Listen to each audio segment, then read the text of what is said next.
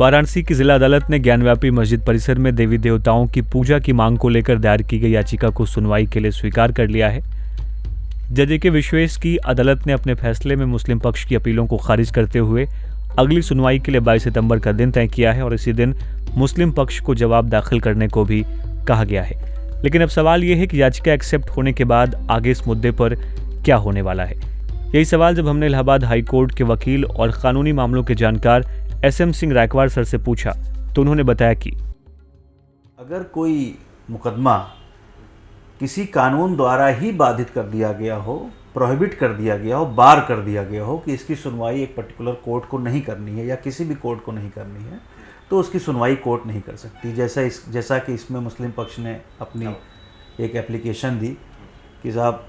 Places of worship act 1991 का है या 1983 का जो उत्तर प्रदेश का काशी विश्वनाथ एक्ट है या वक्फ एक्ट जो है उसके कुछ प्रावधानों का हवाला देकर कहा कि इन सब वजहों से कोर्ट को सुनवाई का ही अधिकार नहीं है, गुणदोष में जाना ही नहीं है और ये याचिका इसी बिंदु पर निरस्त हो जानी चाहिए क्योंकि कोर्ट को सुनवाई का अधिकार ही नहीं है। उस याचिका को, उस एप्लीकेशन को कोर्ट ने रिजेक्ट कर दिया और ये कहा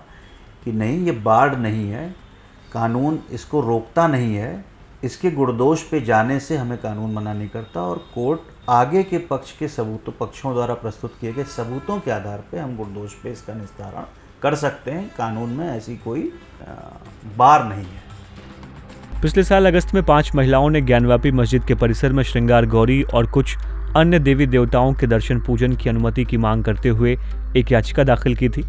इसके बाद अंजुमन इस्लामिया मस्जिद कमेटी ने महिलाओं द्वारा दायर की गई याचिका पर आपत्ति जताते हुए कहा था, ये उपासना स्थल कानून 1991 का उल्लंघन है क्योंकि 1991 का उपासना स्थल कानून ये कहता है कि देश की आज़ादी के समय जो धार्मिक स्थल जिस स्वरूप में था उसे वैसे ही बरकरार रखा जाएगा। इसके अलावा वक्फ कानून व उत्तर प्रदेश काशी विश्वनाथ एक्ट 1983 के भी उल्लंघन की बात कही गई थी। तो आइए अब ये जानते हैं कि इन सभी कानूनों के किन प्रावधानों के तहत मुस्लिम पक्ष चाहता था कि इस मुद्दे पर सुनवाई न हो। जो 1983 का काशी विश्वनाथ एक्ट है उसके अंतर्गत उत्तर प्रदेश सरकार द्वारा पारित किया गया एक्ट है। उत्तर प्रदेश सरकार ने एक ट्रस्ट बनाया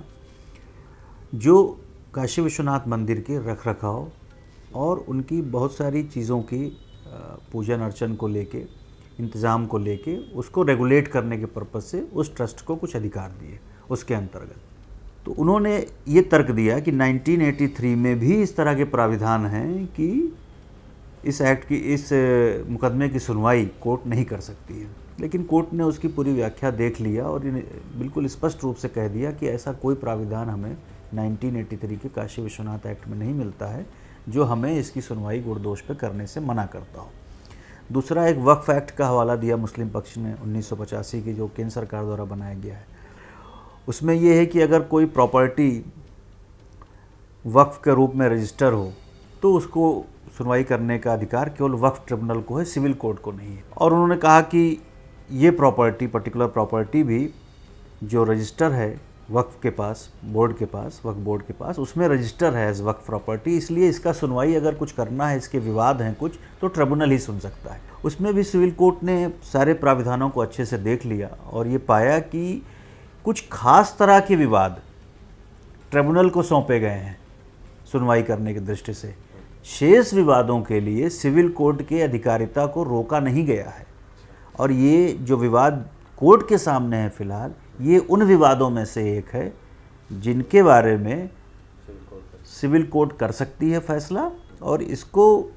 गुणदोष के आधार पर तय करने से वक्फ एक्ट में कहीं मना नहीं किया गया है। यहाँ एक सवाल ये भी बनता है कि देश के अलग अलग हिस्सों से आए कई मामलों को लेकर उपासना स्थल कानून 1991 पर अभी भी सुप्रीम कोर्ट में सुनवाई चल रही है। सुप्रीम कोर्ट ने इस मामले में केंद्र सरकार को हलफनामा भी दाखिल करने को कहा है और सुप्रीम कोर्ट ने इस दौरान काशी और मथुरा के केस की सुनवाई पर उपासना स्थल कानून की सुनवाई जारी रहने के बीच कोई रोक नहीं लगाई है। लेकिन क्या 22 सितंबर को होने वाली अगली सुनवाई में और सुप्रीम कोर्ट के आने वाले फैसले का इस एक्ट पर कोई असर पड़ सकता है? आइए ये भी जान लेते हैं। यहाँ पे जो केस अपने सामने है जिसकी हम चर्चा कर रहे हैं, इसमें हिंदू पक्ष ने ये दलील दिया है कि हम कन्वर्जन की बात ही नहीं है, हम 15 अगस्त 1947 के पहले से पूजन अर्चन माँ गौरी, श्रृंगार गौरी और अन्य प्रतिमाओं का करते चले आ रहे थे। टाइम इमेमोरियल वर्ड उन्होंने यूज़ किया है कि अनंत काल से हम करते चले आ रहे थे। ये तो औरंगज़ेब ने 1669 में उस भूभाग के एक भवन के एक हिस्से को क्षतिग्रस्त कर दिया। औरंगज़ेब द्वारा क्षतिग्रस्त किए जाने मात्र से हमारा जो अधिकार है, जो प्री एग्जिस्ट कर रहा है, वो ख़त्म नहीं हो जाता। इसका रिलीजियस कैरेक्टर यही रहता है, मंदिर का ही रहता है। आदि विश्वेश्वर महादेव मंदिर का ही रिलीजियस कैरेक्टर है। इसलिए 15 अगस्त 1947 को ही ये कैरेक्टर था, इसलिए कन्वर्जन का कोई सवाल नहीं है। वो लगातार चलता चला आ रहा था 1993 तक, जब तक उत्तर प्रदेश सरकार ने रोका नहीं, और उसके बाद साल में एक दिन कर दिया। तो उसी को वो एसर्ट कर रहे हैं, तो ये उसके परव्यू से बाहर है और यही कोर्ट ने माना है। 5 महिलाओं द्वारा दायर याचिका में मस्जिद के परिसर में मौजूद मां श्रृंगार गौरी, भगवान गणेश, भगवान हनुमान, आदि विश्वेश्वर, नंदी जी और मंदिर परिसर में दिख रही दूसरी देवी देवताओं का दर्शन, पूजा और भोग मांगने की इजाजत मांगी गई थी। साथ ही ये भी कहा गया था कि अंजुमन इंतजामिया मस्जिद को देवी देवताओं की मूर्तियों को तोड़ने, गिराने या फिर नुकसान पहुंचाने से रोका जाए और यूपी गवर्नमेंट को प्राचीन मंदिर के प्रांगण में देवी देवताओं की मूर्तियों के दर्शन, पूजा और भोग करवाने के लिए सभी सुरक्षा के इंतजाम करने के आदेश दिए जाएं। ऐसे में आइए अब ये जान लेते हैं कि ज्ञानव्यापी मस्जिद विवाद को लेकर पूरा मामला यानी कि इसका बैकग्राउंड क्या है। पहले आदि विश्वेश्वर महादेव का ज्योतिर्लिंग था, स्वयंभू ज्योतिर्लिंग था, मंदिर था, और 1669 में औरंगजेब ने, वैसे तो इतिहास में पहले के भी बहुत बार के